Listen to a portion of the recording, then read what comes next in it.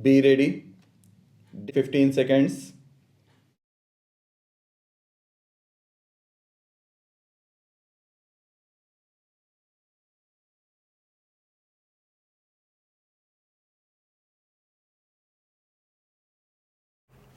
Mr. Chairman and members of Commission, on behalf of the Government of India, I welcome you to this country and to this place.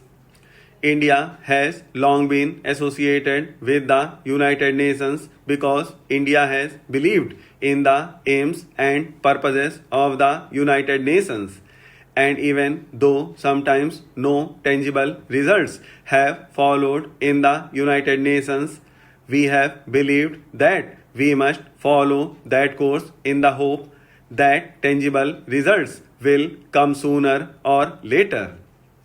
We have taken part in your various commissions because we have felt that quite apart from the political aspect of the United Nations, the economic aspect is at least as important, if not more important. Indeed, we cannot consider the one without the other.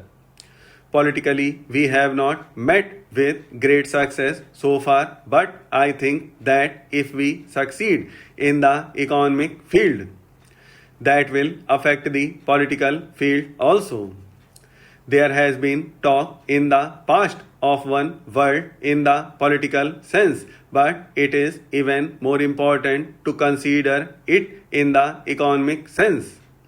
You are meeting here to deal with Asia and Asia's problems because we cannot escape looking at almost any problem except in the global context today. Asia is big enough and the subjects you have to deal with are vast and of very great importance.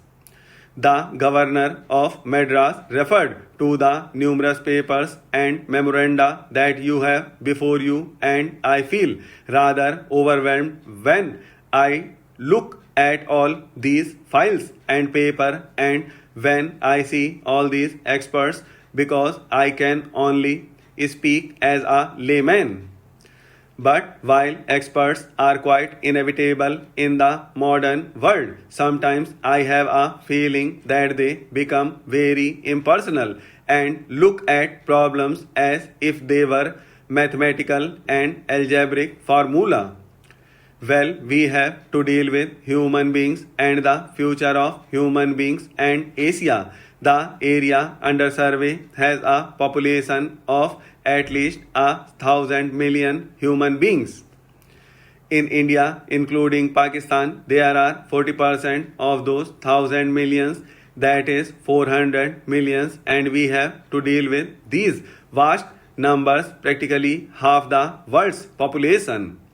If you look at the human aspect of these 1,000 millions, with their sufferings, with their wants, with their joys and sorrows, the problem becomes something much more than a dry economic problem which you have to solve.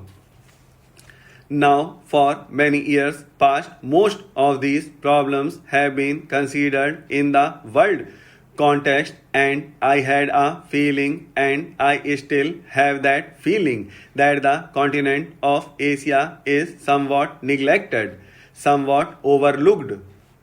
It is not considered important enough for as much attention to be given to it as is given to certain other parts of the world. Possibly that has been so because most of the people who were considering these problems were themselves intimately connected with the other parts of the world, and naturally they thought of them in the first instance. Naturally, also, if I have to consider these problems, I would attach more importance to Asia because it affects me more intimately. About that kind of reaction apart, it is quite obvious that you cannot consider the problem of Asia or the problem of Europe or the problem of America or the problem of Africa in isolation from the problem of other countries.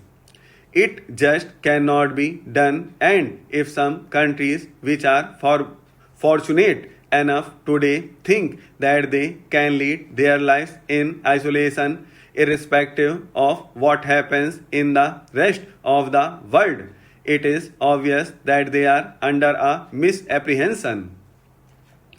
Today, if one part of the world goes down economically, it has a tendency to drag others with it, just as when unfortunately war breaks out, other people who did not want war are involved.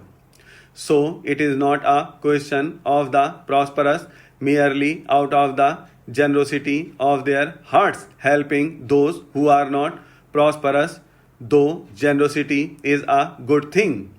But it is a question of enlightened self interest, realizing that if some parts of the world do not progress, remain backward, they have an adverse effect on the whole economy of the world, and they tend to drag down those parts that are at present prosperous.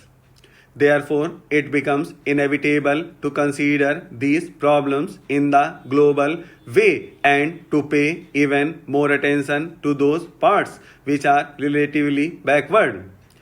Asia has been for generations past in a some static and backward condition. But during the last few years, mighty forces have been at work in Asia. These forces inevitably thought in terms of political change to begin with, because without political change, it was not possible to have any far reaching or enduring economic change. Large parts of Asia were colonial territory dominated by other countries. From that connection, they have obtained some advantage sometimes. While it did undoubtedly, in a sense, shake up that static condition at the same time, it tended to preserve it too far for the benefit of the people.